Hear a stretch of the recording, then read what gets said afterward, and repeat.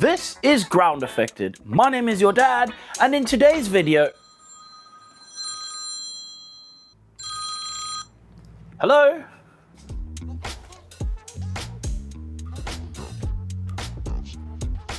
This is Groundeffected. My name is Uncle Frankie, a hairier, more rotund version of your dad, and today I'm being allowed to play with the XTool F1 Ultra, which is a laser. We can carve things. So I'm going to go to my park and say hello to a few ducks. Then I'm going to visit a bunch of old men in a shed. The Men in Sheds is a group of retired men in West Sussex that come together to build awesome stuff made of wood, like bird feeders and planters and stuff like that. And my aim is to buy a bird box, a little house for birdies, that I can then carve my own designs into using the F1 Ultra. But unfortunately they didn't have a bird box that I thought was appropriate, so instead we're going to be buying a box for... Bat!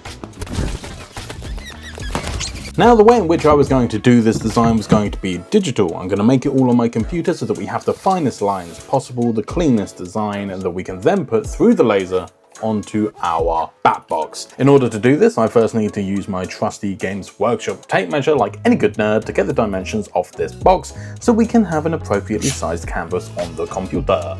Unfortunately, due to the fact that I initially prepared to do a bird box, I have to scrap all of my reference images and start all over again. And with my trusty Wacom tablet fired up and ready to go, we can start drawing. And the first part in any design kind of thing that I do in terms of illustration is always to do some thumbnailing to get a general idea of the composition and the energy that I want the piece to have. This is where I come up with my ideas, and it allows me to really experiment without investing too much time. From this point, I decided what I wanted to do was have a rather cartoonish bat opening its wing up, revealing a bunch of keys, as if though this bat box is actually a hotel and this bat is your wonderful host inviting you in for a little stay. Then it's just a matter of making sure that the line work is nice and solid so that the laser will be able to do it effectively and add some colour.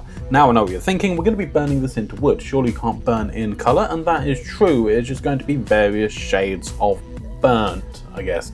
So the reason for me doing colour is to allow the computer to understand the different gradations we have of the burning, so to speak. So that is exactly why I'm colouring it right now, despite the fact the colour won't appear this way on the box. However, I do want to add my own colour later, but we'll get to that in a little bit once we've done the actual engraving. The eagle-eyed amongst you may have noticed that this design seems a little bit familiar, and that is because this art style comes from the artist who is responsible for creating the t-shirts for this channel. You may have noticed them appearing beneath the latest YouTube videos over on the Groundeffected channel, and that is because me and your dad have launched a merch line. If you want to support the channel in any way that gets you something in return, there are two options: the Patreon, obviously, but also buying yourself a t-shirt just to look as cool as your dad does. Head over to our shop tab or something on the YouTube page. I'm not entirely sure how it works, just have a look. They're pretty cool and we'd all really appreciate it. Now back to the video. Now the next step in the process was to actually make sure we start carving into this wood, and to do that we need to level our machine, or at least that's what I'm going to call it. And this is where you make sure that the two little lasery dot thingamajiggies that are on the surface are lined up. This means that the actual laser is at the correct height and therefore will be nice and precise for you. So in order to adjust the movement of the dots, you need to press the up and down buttons on the little panel. Just press the little buttons and the dots will move, and hopefully then it'll work. Next we need to test the laser on our item. Obviously we're unfamiliar with this surface and what power we're going to need in order to engrave on it the way we want to. So within the XTool app we can go down to the Applications tab, open that up, and go down to Material Test Array. This provides us with a nice little grid that demonstrates different results based on the dot duration and the power. From there you can do a little test panel on whatever you're going to be lasering, and then choose the finished result that you want for your product. After having used the Material Test Array feature on the XTool app, I was able to start fine-tuning the details a little bit more and adjusting the settings to meet something that we would be happy with. I also decided to test how to get rid of the scorch marks a little bit on the back by applying some masking tape, because we've heard that this can help with removing scorch marks and stuff on the wood. It just stops it from ever getting scorched in the first place. However, the tape is incredibly difficult to remove, and on a design like this that would just take way too much time and it's just not worth the effort. And with a couple more tests on the back of the bat box using the actual bat illustration this time rather than just the words, we had kind of run out of space and just have to dive into the main feature, and that is of course applying the final thing to the front of the bat box. It's a bit of a nervous moment, not gonna lie, but let's get stuck into it. Not much more to do but to just try it. Yeah, also look at what he's painting. Are we allowed to do that? I don't know. Who cares? It's a video. That's why he's not doing this video. That is exactly why. Because I'm busy doing that video. That's why. So Frankie is doing this video. Thank you, Dad. After doing a bit of framing to ensure the design is actually going to fit the box, all we can do is sit and wait. Hey, my name's your dad. Paw Prints, just ask your mum. You think I stole your idea? You're so silly. Just trying to clear things up, yeah, big Willie. Why don't you use that tissue to wipe your butt? Hey, my name's your dad. Paw Prints, just ask your mum.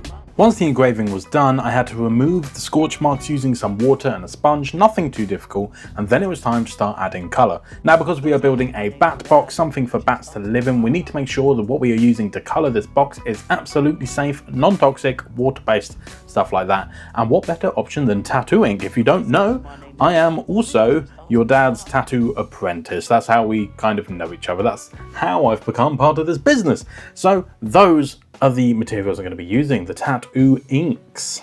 Now, just like with the rest of the project so far, we need to do a test run, and I'm just going to use a crappy old paintbrush and paint some of the wording on the back of the bat box where we're not going to see it, where I can get a little bit messy and really see if it's going to work. And with Dad's approval, it's time to move on to the main design. I mean, it doesn't come off. Like, it's literally stick. That is lasting pretty well. There's a reason that it's tattooing, right? I mean, if it doesn't kill the bats and it works, paint the bloody thing. Now, whilst I crack on and paint this actual design on the bat box, I think it's time to talk about the point of this video, and that is the XTool F1 Ultra. If you're into making cool stuff, whether it's custom metal tags, wooden coasters, or personalised gifts that make people go, wait, you made this? Then the XTool F1 Ultra might just be your new best friend. It's a dual laser engraver, which basically means it has both a 20-watt fibre laser and a 20-watt diode laser under the hood. Translation, it can handle everything from metal to wood to acrylic, all in one machine. No laser swaps, no drama, just pure creativity on demand.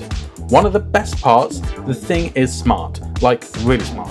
Thanks to its built-in camera and fancy auto streamlined production tech, yes, it sounds futuristic because it kind of is, the F1 Ultra can automatically recognize your material and adjust the engraving like it knows what you're thinking.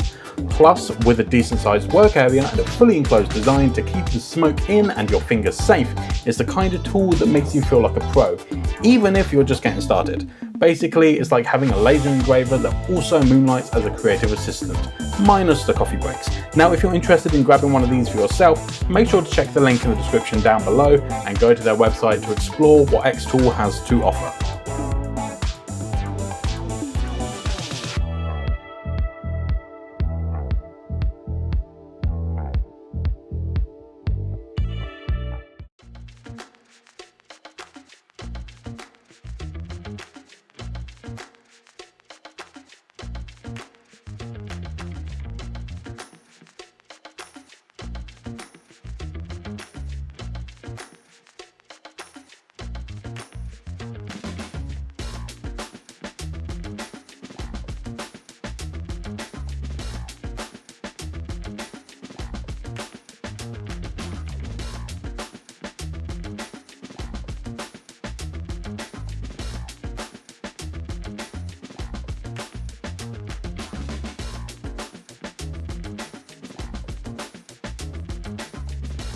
Once I'm done, I'm going to move on to the last thing that we're going to be using the XTools for, and we're going to go back over to the XTool F1 Ultra, as it allows us to do all of this in one go instead of being limited by the size of the bed on the F1. And we're going to do some paw prints on the entrance to the bat box. Kind of just suggests to the bat, so this is where you're meant to enter. That's a nice little entryway for you, almost like a welcome mat. Then it's a matter of picking out a nice bluey grey kind of tattoo ink and colouring in the bats and the paw prints. That will make this bat box done.